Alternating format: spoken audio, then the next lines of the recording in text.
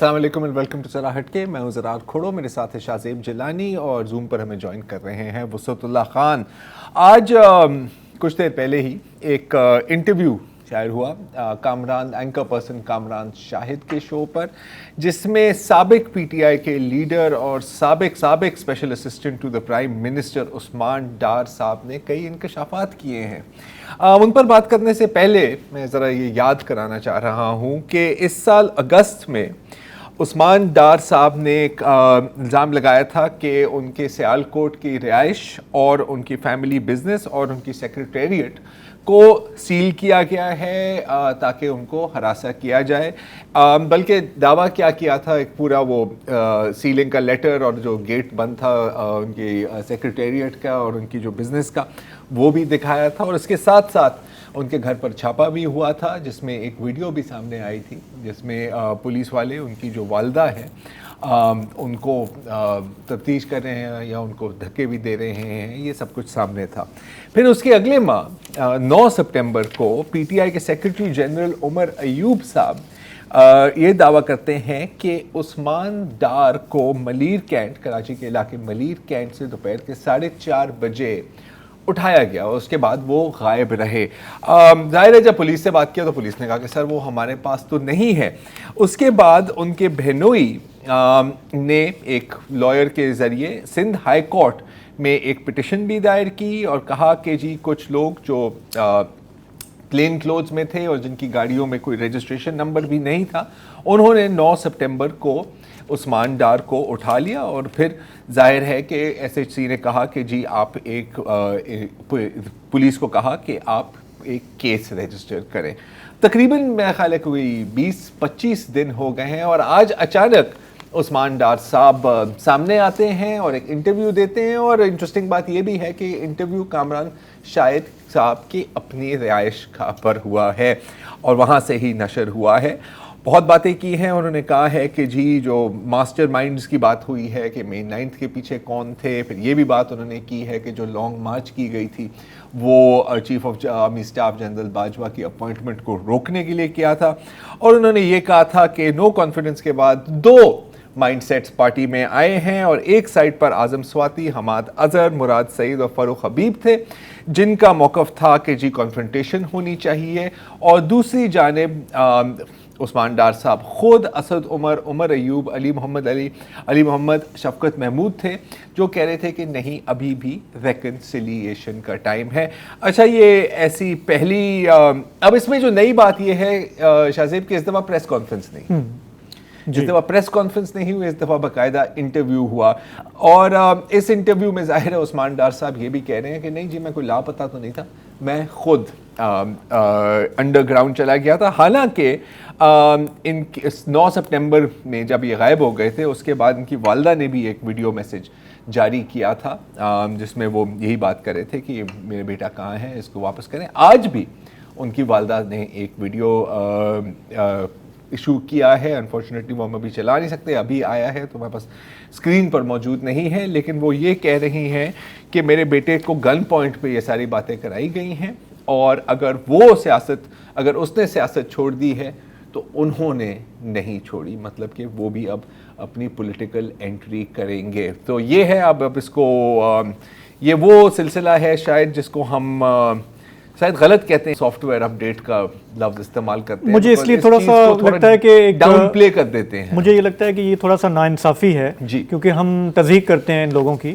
اور جن حالات سے جس عطاب سے یہ گزر کے آتے ہیں, مجبور ہو کے اس قسم کے انٹرویوز دینے پہ کی طرف آتے ہیں یا پریس کانفرنسز کرتے ہیں, تو میرا خیال ہے کہ ذرا زیادتی ہو جاتی ہے. زیادتی تو ہوتی ہے. میرا خیال ہے کوئی نئے الفاظ ہمارے یہاں سوشل میڈیا پہ جب صحافیوں کو اٹھایا جاتا ہے تو لوگ کہتے ہیں جی سافٹ ویئر اپڈیٹ ہو گیا. یہ کہنا بہت آسان ہوتی ہے لیکن جس پہ گزرتی ہے اسی کو پتہ ہوتا ہے کہ کیا ہو رہا ہے. تو بہرحال اگر کوئی یہ سمجھ رہا ہے کہ ایک اور وکٹری ہو گئی یا وکٹ گر گئی تو لوگوں کے دل میں کیا ہے وہ تو جب لوگوں کو موقع ملے گا تو وہ خود ہی بتائیں گے. پتہ لگے گا. اور میرا نہیں خیال یار کہ دیکھیں میرا نہیں خیال کہ کوئی ایسا بندہ ہے جو یہ ویڈیو دیکھے گا اور کہے گا کہ نہیں سر اب تو میں نے انہیں ووٹ نہیں دینا. ہاں, اور نہیں کنونس ہو جائے گا کہ 9 مئی جو ہے وہ ایک کیا تھا جو بھی تھا. تو بہرحال یہ چونکہ خبر ابھی آ گئی, گرما گرم ہے, تو آپ سے شیئر کرنی تھی.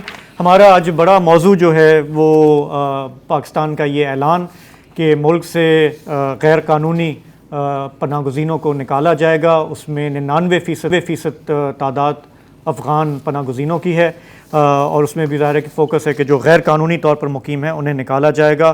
ڈیڈ لائن دی گئی ہے 1 نومبر کی اور ان سے کہا گیا ہے کہ اس سے پہلے اپنا انتظام کر لیں ورنہ آپ کو ڈپورٹ کیا جائے گا, آپ کی جائیدادیں یہاں پہ ضبط ہو جائیں گی اور مشکلات آپ کی بڑھ جائیں گی. تو اعلان یہ کل سامنے آیا. اس کے بعد آج ہم نے دیکھا کہ چمن بارڈر جہاں سے بہت سارے لوگ آتے جاتے رہتے ہیں افغانستان سے پاکستان, وہاں پہ آج فائرنگ کا ایک واقعہ ہوا جس میں 2 جانیں ضائع ہوئی ہیں, ایک بچہ زخمی ہے. پاکستان کی طرف سے ISPR نے کہا ہے کہ یہ بلا اشتعال اور اندھا دھند فائرنگ تھی, لیکن ہم نے تحمل کا مظاہرہ کیا ہے, افغان حکام سے ہم بات کر رہے ہیں. یہ پہلا واقعہ نہیں ہے اس نوعیت کا, لیکن جو پاکستان نے کل اعلان کیا ہے اس کے بعد تشویش کی ایک لہر ہے جو افغان پناہ گزینوں میں دوڑ گئی ہے. تھوڑا سا آپ کو یہ بتا دیں کہ اس وقت ملک میں کوئی 13 لاکھ کے قریب افغان باشندے موجود ہیں پاکستان کے اندر. UNHCR جو کہ اقوام متحدہ کا ادارہ ہے پناہ گزینوں کا, ان کا ایسٹیمیٹ یہ ہے کہ 7.25 لاکھ افغان باشندے ایسے ہیں جن کے پاس دستاویزات نہیں ہیں, جنہیں ہم غیر قانونی کہہ سکتے ہیں کہ وہ ملک میں موجود ہیں. باقی جو لوگ ہیں ان کے پاس 2 طرح کی ڈاکیومنٹس موجود ہوتی ہیں. ایک کہا جاتا ہے پروف آف رجسٹریشن یعنی کہ POR, اور دوسرا ہوتا ہے ACC یعنی کہ افغان سٹیزنشپ کارڈز.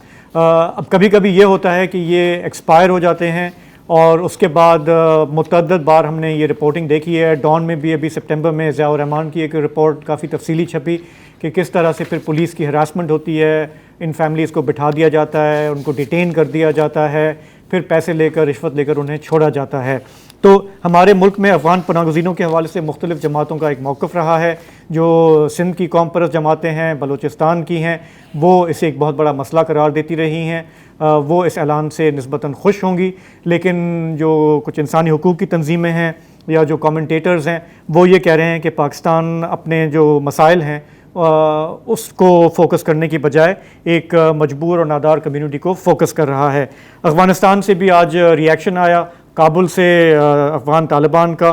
انہوں نے کہا کہ جی کہ یہ ناقابل قبول ہے, آپ فیصلے پہ نظر ثانی کریں, اتنی بڑی تعداد کو اتنے تھوڑے وقت میں نکالنا ممکن نہیں ہوگا.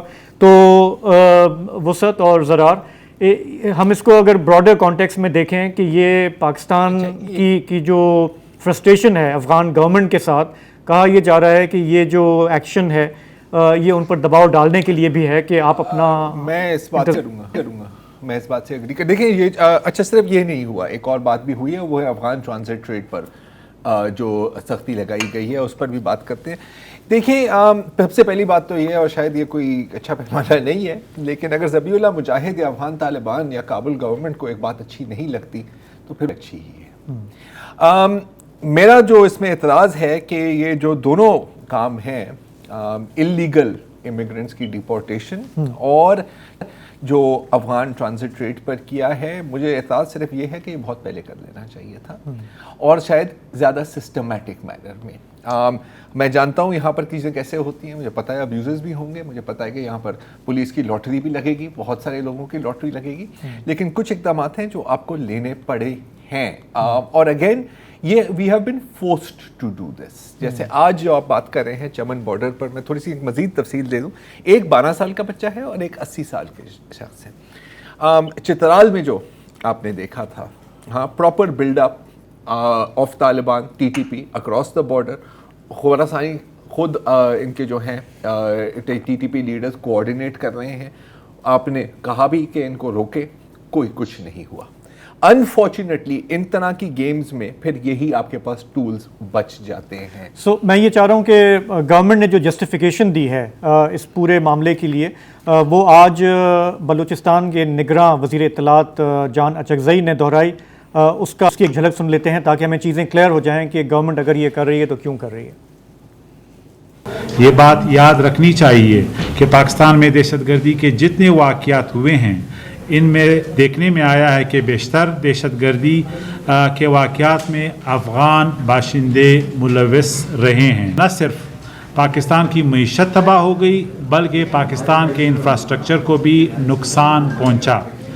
इसके साथ पाकिस्तान में सियासी और तमाम माहौलियाती इकोसिस्टम को भी बहुत नुकसान पहुंचा।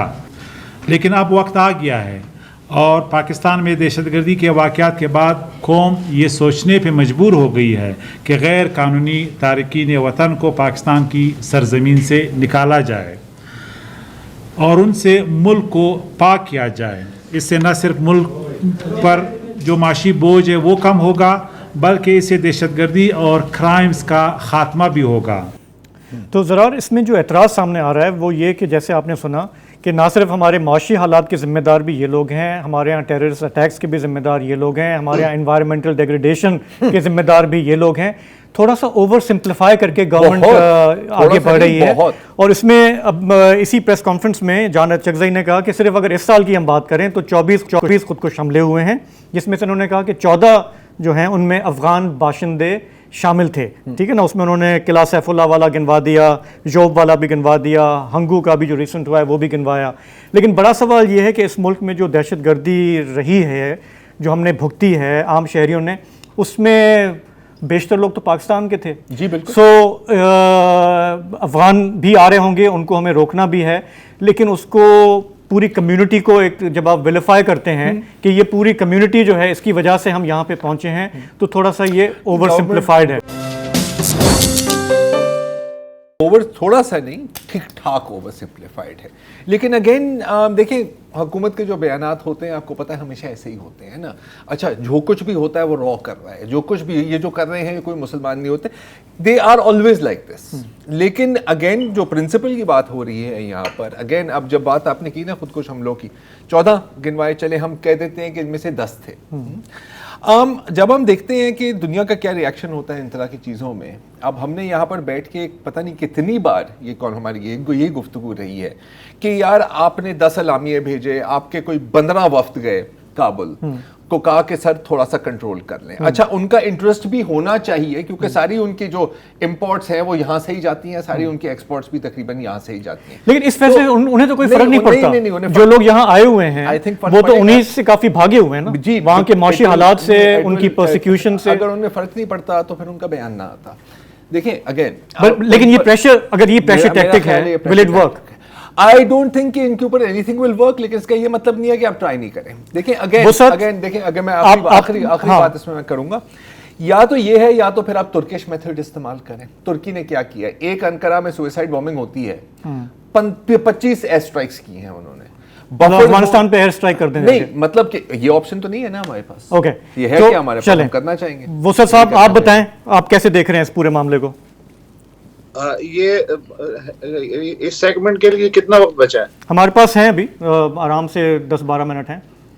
अच्छा, मैं यस कर रहा हूँ कि ये जो जान चकज़ई साहब जो हैं, इन्होंने ये कहा है कि जी हमारी जो मईशत है और हमारा जो अमन अमान का मसला है वो अफगानों की वजह से ख़राब है। अच्छा, और फिर उन्होंने आपने फिगर भी दी है कि जो 24 खुदकुश हमले हुए हैं उनमें से 14 जो हैं अफगान हैं।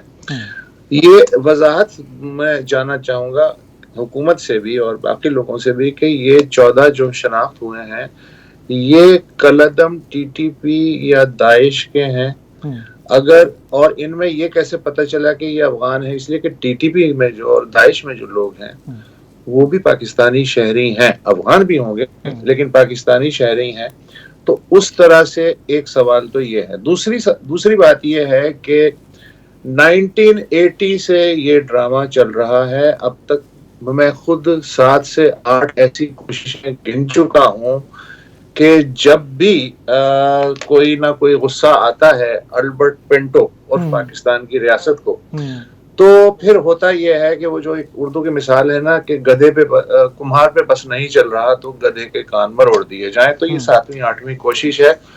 अच्छा, हर दफा कोशिश जो है वो बगैर प्लानिंग के होती है। हर रियासत का ये हक है कि उसके अंदर अगर कोई गैर मुल्की क्रिमिनल एलिमेंट है तो उनका सद्देबाब करे, उन्हें कंट्रोल करे और उसके बारे में पॉलिसी बनाए। لیکن مجھے یہ لگ رہا ہے کہ اس کے پیچھے اتنی بھی پلاننگ نہیں ہے جتنی 1972 میں ایدی امین نے جو 80,000 ایشینز کو نکالنے کے لیے جو الٹیمیٹم دیا تھا کہ 90 دن میں نکل جاؤ، اور وہ 90 دن میں نکل گئے تھے. یعنی ان کے پاس جو پلاننگ تھی وہ تک مجھے اس لیے نظر نہیں آ رہی کہ یہاں پہ ریاست کا ہر ادارہ ایک پیش پہ نہیں ہے. میں آپ کو یاد دلاتا ہوں ملا اختر منصور جی مئی 2016 میں وہ امریکن ڈرون نے انہیں مارا تھا، ان کے قبضے سے پاکستانی پاسپورٹ نکلا تھا. اب یہ افغان مہاجرین نے اپنا کوئی چھاپا خانہ تو نہیں لگایا ہوگا، کوئی نہ کوئی ظاہر ہے یہاں کے لوگ ملے ہوئے ہوں گے. اس کے علاوہ آج تک مجھے یہ نہیں پتا. مجھے یہ تو بتایا جاتا ہے کہ جی بہت سے ہزاروں یا ہو سکتا ہے لاکھوں افغان مہاجرین ایسے ہیں جن کے پاس پاکستانی پاسپورٹ آ گئے ہیں اور پاکستانی شناختی کارڈ آ گئے ہیں. وہ کیسے آئے؟ بڑا سوال تو یہ ہے نا کہ کیسے ہمارے مہمان ہیں. ہاں بالکل بالکل.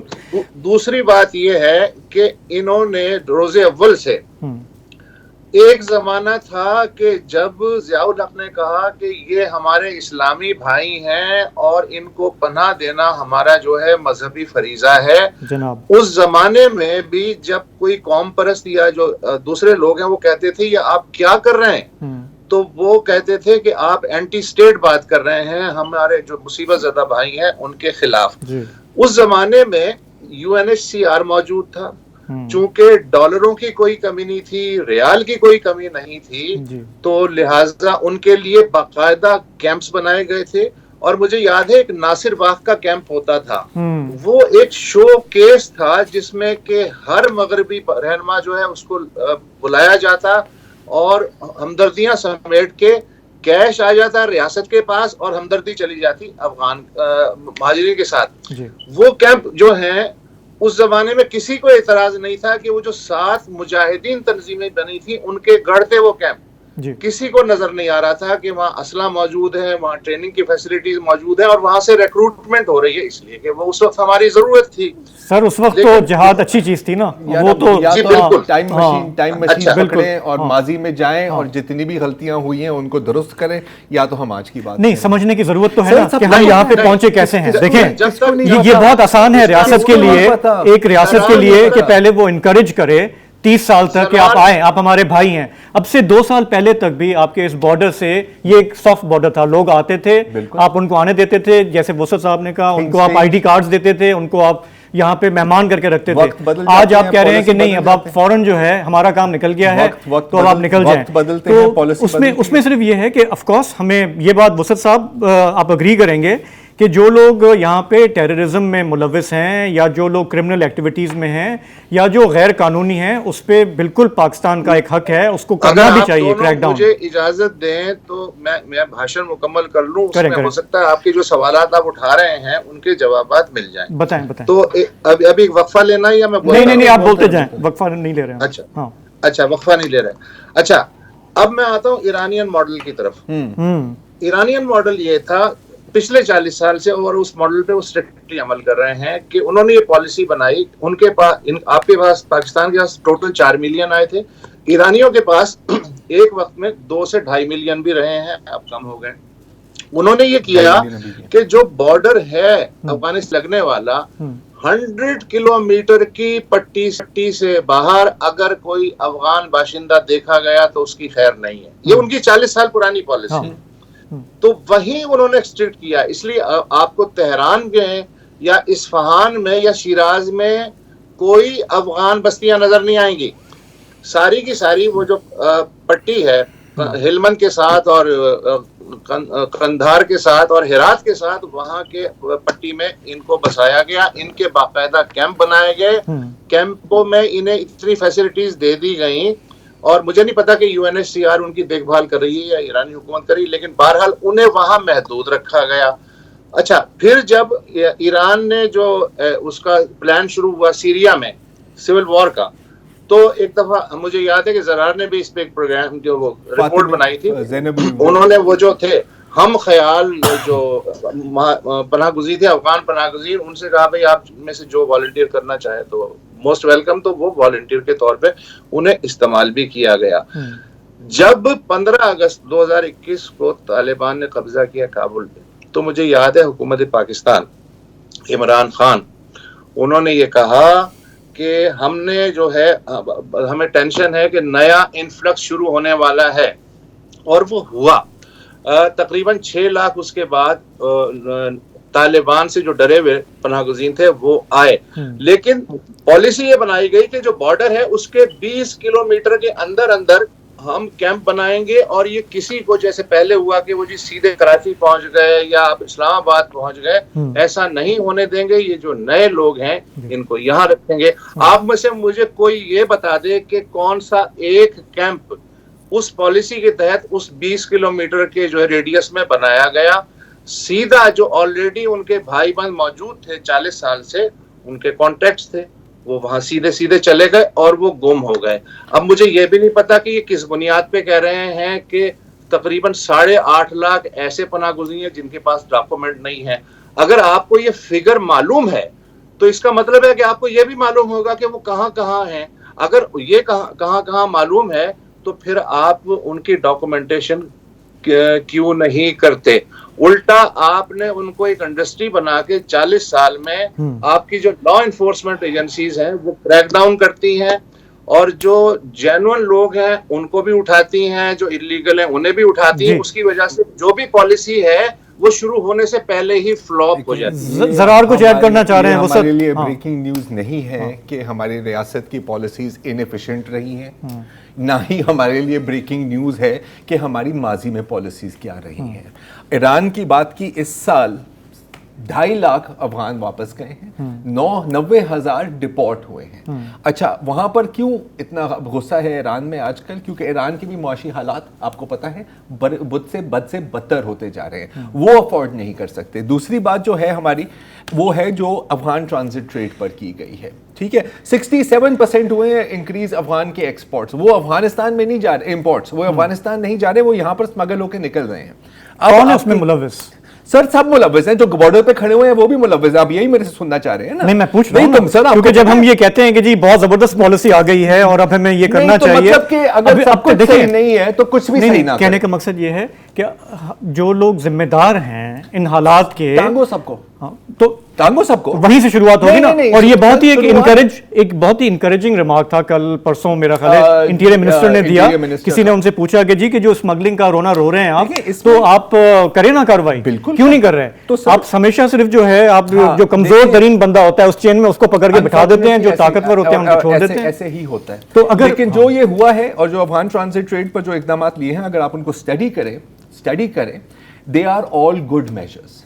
ठीक है, और अगर और कोई तरीका नहीं है आपके पास, ये सवाल कि आप जाके वहां पर बॉम्बिंग करें, जो आप नहीं कर सकते, जाकर आप बॉर्डर के पार बफर बनाएं, जो आप नहीं कर सकते, then you have only these tools left. जितने वो इम्परफेक्ट हो, जितने वो इम्प्रैक्टिकल हो, जितने वो क्रूअल हो, अनफॉर्चुनेटली देखिए एहतियात सिर्फ ये करनी है कि आपने किसी भी नस्ल को या किसी भी पूरे ग्रुप को विलिफाई नहीं करना है। वैसे ही हमारे मुल्क में नफ़रतें इतनी हैं मुख्तलिफ एथनिक ग्रुप्स के दरमियान ज़बान की बुनियाद पे, कि जब आप आइडेंटिफाई करते हैं किसी भी रेफ्यूजी ग्रुप को, हमने ग्रीस में ये देखा है, हमने इटली में ये देखा है, हमने यूरोप में ये देखा है कि जब वो पूरे ग्रुप को विलिफाई कर देते हैं तो उसमें रेसिज्म भी बढ़ता है, उसमें इंसानी नफ़रतें बढ़ती हैं। आखिरी सिर्फ वसत साहब, टाइम कम है, मैंने जो थोड़ा बहुत लोगों से बात की, उन्होंने ये कहा है कि आप ये करें, आप ये बिल्कुल ये करें जो आप ये सख्ती करने जा रहे हैं, लेकिन 27 दिन इसके लिए बहुत कम है। अगर आप रियलिस्टिकली 3 माह 6 माह देते हैं, अपना सीरियसली कहते हैं, मेक श्योर करें कि आपके यहाँ लॉ इन्फोर्समेंट एक्सप्लॉइट ना करे, ऑलरेडी जो आपके यहाँ अब्यूज चल रहा है वो ना हो, वो भी इंश्योर करें। टैक्स जी वो सर, टैक्स की डेट भी तो आगे होती रहती है। हाँ बिल्कुल, जी वो सर। आखिरी बात मैं ये कर दूं कि भले 27 करें, 3 महीने 6 महीने, इन 30 लाख में से आप इंटरनेशनल लॉज के मुताबिक सिर्फ 8.5 लाख ही वापस भेज सकते हैं। बाकियों के पास डॉक्यूमेंट्स मौजूद हैं। यूएनएचसीआर और बाकी लोग जो हैं वो उसके मज़ाहमत करेंगे, और उसके लिए हल ये निकालना पड़ेगा जो बाकी मुल्क निकालते हैं कि भाई ठीक है, आप इतना पैसा लाएं, आपको शहरियत चाहिए ना पाकिस्तान की, इतना पैसा लाएं, यहाँ इतना इन्वेस्ट करें, हम आपको शहरियत देते हैं। उसके अलावा बिल्कुल सही है, मतलब जो भी हल हो वो हमारे इंटरेस्ट जो हैं, सिक्योरिटी इकोनॉमिक इंटरेस्ट उसको सामने रखें, लेकिन जो ह्यूमैनिटेरियन इंटरेस्ट है उसको भी ज़रा सामने रखें। लेकिन ये होते हैं बार्गेनिंग टूल्स, जैसे वसत कह रहे हैं ना, इससे आप बार्गेन करें और आप कंसेशंस लें, कोई इसमें हर्ज नहीं है, पूरी दुनिया में ऐसे ही चलता है। तो एक ब्रेक लेते हैं, वापस आते हैं तो थोड़ा हम बात करेंगे कि हमारे यहाँ एक और पिसा हुआ तबका है मुल्क के अंदर, ख़वातीन की तादाद, उनके साथ घरों में क्या सलूक होता है, वो क्यों नहीं आवाज़ उठाती, इस पर बात करेंगे। Welcome back. अगरचे सोशल मीडिया में हज़ार बुराइयां होंगी, एक खूबी ये है कि चीज़ें छुपी नहीं रहती, चाहे वो जराइम हो या वो इस माशरे के हक़ाइक़ हों। और हाल में ही अभी पिछले 2-3 दिन पहले एक वीडियो वायरल हुई शेखुपुरा से, यकीनन आपने इस वीडियो को देखा होगा, एक बार फिर देख लीजिए। साहब हैं जिनके हाथ में बेलन है, जिससे अपनी बहू को मारे हैं, इनका नाम है लतीफ़ रहमानी। जिनको मारा जा रहा है, उनकी 3 बेटियां हैं और एक बेटा है, और उनके जो खावंद हैं लतीफ़ रहमानी के बेटे, वो जनूबी अफ्रीका में काम करते हैं, वो पाकिस्तान में रिहाइश नहीं करते।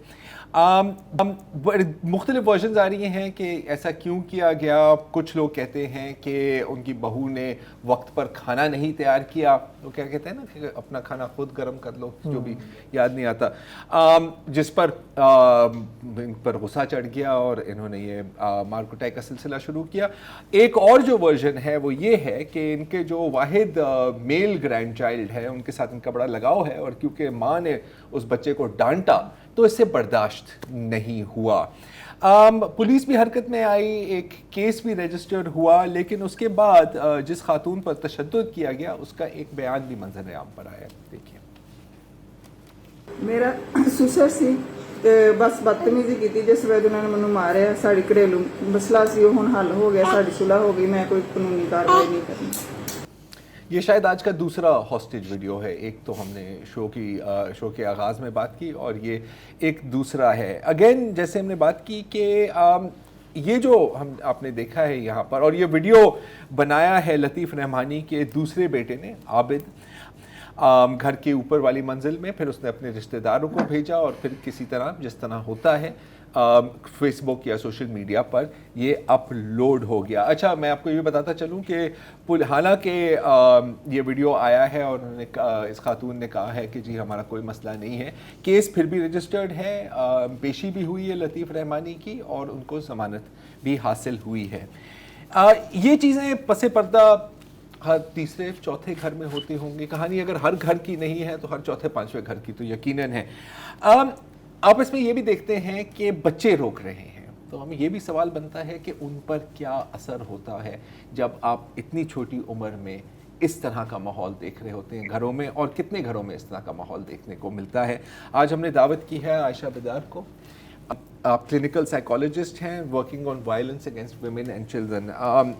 यकीनन आपने ये वीडियो पहले भी देखा है, झलकियाँ देखी हैं इस तरह की, आपने हज़ारों किस्से सुने होंगे, आपने ख़ुद भी इनके साथ बात की होगी।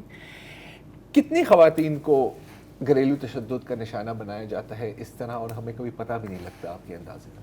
बिल्कुल, थैंक यू ज़रा।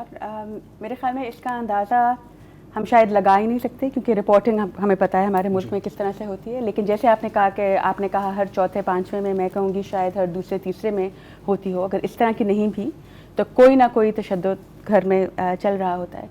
और अगर किसी के जहन, बहुत तकलीफ़देह वीडियो है देखना, और मैं यही सोच रही थी कि अगर किसी के जहन में अभी भी अगर ये एक ख़याल है कि ये पाकिस्तान में औरतें अपने घर में कम अज़ कम महफूज हैं, जब सड़क पे निकल के जाती हैं तो फिर उनके साथ तशद्दुद होता है, चादर और चार दीवारी के अंदर वो रहें तो वो महफूज हैं, तो मेरे ख्याल में इस वीडियो से, और बहुत सारी और भी इस तरह के केसेस हैं जो हम देखते हैं, लेकिन इस वीडियो से ये वाली चीज़ तो बिल्कुल ये एक ख़याल, एक शैटर हो जाता है, क्योंकि ये बहुत ज़्यादा पाकिस्तान में इस तरह के केसेस आते हैं, और घरों में ही होते हैं औरतों के साथ ज़्यादा, और बच्चों के सामने भी होते हैं। ये मेरे ख्याल में बहुत इसका एक तकलीफ़देह पहलू है कि घरों में सबके सामने, अगर आप यहाँ पे देखें, बच्चे भी थे वहाँ पे, देवर भी था, देवरानी भी शायद थी, सास भी थी, और कौन कौन लोग होंगे, हमसाये भी होंगे। तो ये इतना कॉमन है कि जो ससुर है उसको छुपाना भी नहीं पड़ा, कोई मसला ही नहीं है, कोई मसला ही नहीं है, वो देख रहे हैं, कौन रोकेगा वहाँ पे। तो ये इतना, मतलब उससे एक अंदाज़ा भी हमें ये होता है कि ये कितना आम है और कितना, जिसे हम कहते हैं, नॉर्मलाइज्ड है। ये वाला तो क्योंकि वो वायरल हो गया تو اس پہ بات ہو رہی ہے, شور مچ رہا ہے, غصہ لوگوں کا جو ہے وہ اس کا اظہار کر رہے ہیں, لیکن اس طرح کے تو کیسز ہوتے رہتے ہیں. اور یہاں تک کہ تکلیف ضرور ہوتی ہے, ابھی بھی دیکھتے ہیں ہم اس طرح کے کیسز, لیکن بدقسمتی سے میں یہ کہوں گی کہ مطلب مجھے شاکنگ نہیں لگا, اس میں کوئی وہ نہیں تھا کہ اوہو یہ بھی ہوتا ہے. تو اب یہ ہے کہ ہے تو بہت یہ کامن ہمارے یہاں, لیکن جب اگر آپ اپنے آپ کو اس سچویشن میں پاتے ہیں اور آپ یہ اکراس کلاس بھی ہے, ٹھیک ہے نا, ہم آپ کا تو ایکسپیرینس ہے, تھوڑا سا اس پہ ہم بات کریں گے کہ اس میں ایک عورت کیا کر سکتی ہے نا. ایک بریک لیتے ہیں, واپس آتے ہیں تو عائشہ کے ساتھ اس پہ بات. پروگرام میں واپس خوش آمدید. اس حصے میں ہم بات کر رہے ہیں کہ ہمارے یہاں روز پاکستان میں کہیں نہ کہیں عورتوں پر ظلم ہوتا ہے, مار پٹائی ہوتی ہے, ریپ ہوتا ہے. ہمارے ساتھ پروگرام میں موجود ہیں عائشہ بیدار. عائشہ, ابھی ہم جو بات کر رہے تھے, جو ہم نے مثال لی ہے, جو ابھی زرار بھی بتا رہے تھے, شیخو پورہ کا جو واقعہ جو وائرل ہوا ہے, اس میں ہم نے وہ خاتون جو بہت بے دردی سے پٹ رہی ہیں ان کی بھی ویڈیو دیکھی. وہ کہہ رہے ہیں جی معاملہ ہمارا آپسی تھا, وہ رفع دفع ہو گیا ہے, اور یہ ایک ٹپیکل ہے بالکل کہ دے ڈونٹ پریس چارجز, وہ پولیس کے پاس نہیں جاتے, وہ کہتے ہیں اب زیادہ بے عزتی ہو ہی گئی ہے آلریڈی.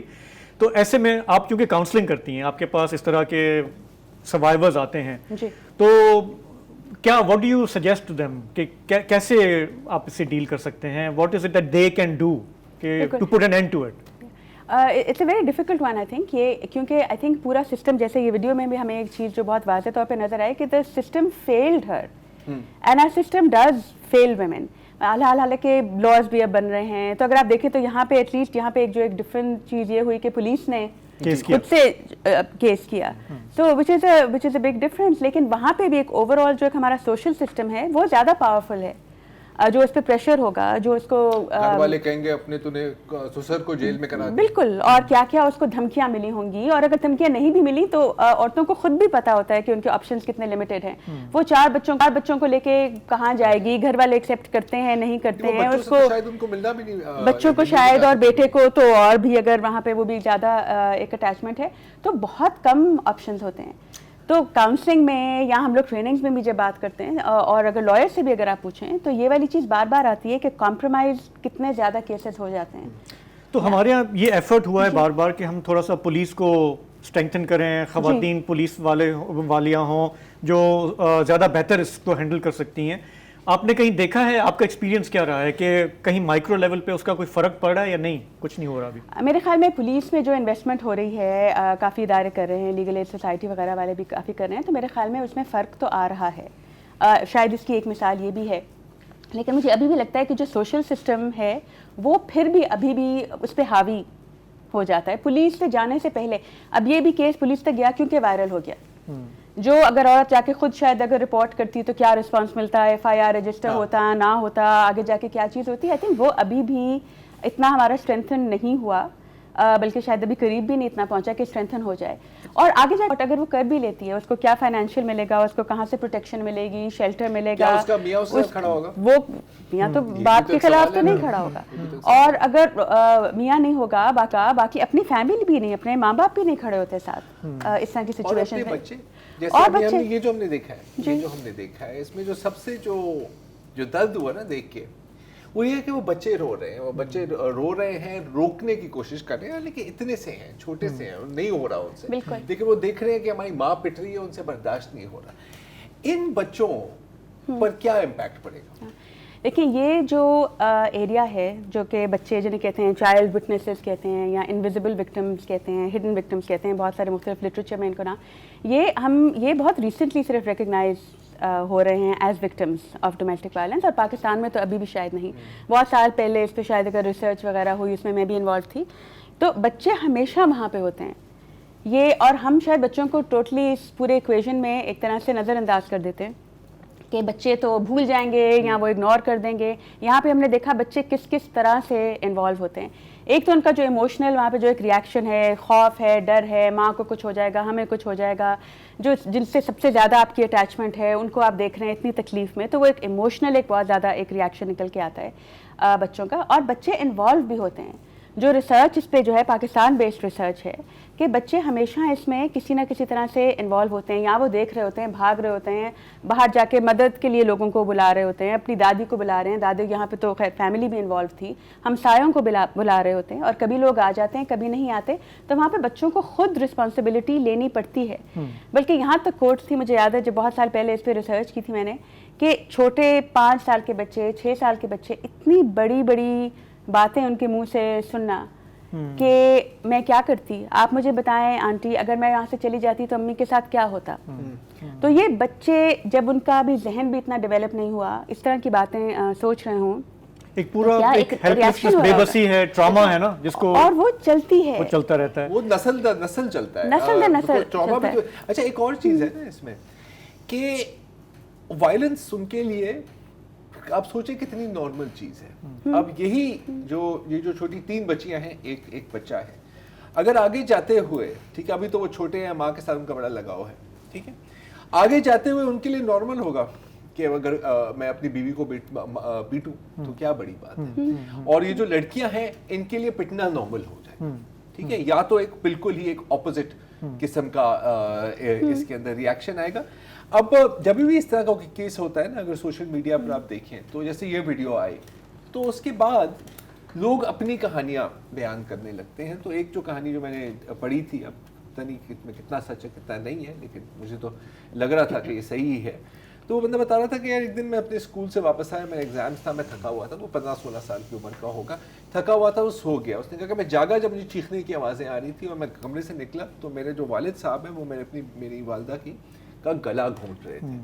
اب وہ تھا ٹین ایجر تھا, تھوڑی سی جان تھی, وہ اندر گیا, اس نے اس کو دھکا دیا, اس کو ہٹا دیا.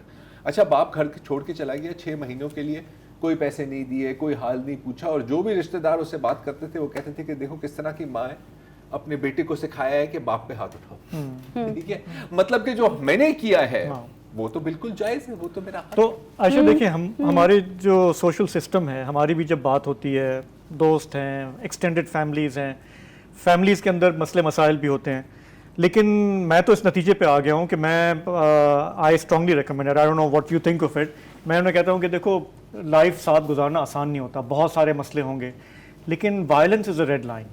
مطلب جب آپ چاہے وہ یہ جو ابیوز ہے نا, چاہے فزیکل یا ایموشنل ابیوز ہو, جب یہ اگر آ جائے اور آپ اس کو حل نہیں کر پا رہے تو پھر آپ سمجھیں کہ یہ relationship it's not worth it. اچھا لوگ کہتے ہیں نہیں بچوں کی خاطر میں, ان خاتون کا بھی یہ ہوگا کہ جی بچوں کی خاطر, میرے 6 بچے ہیں وہ کیا ہوگا ان کا.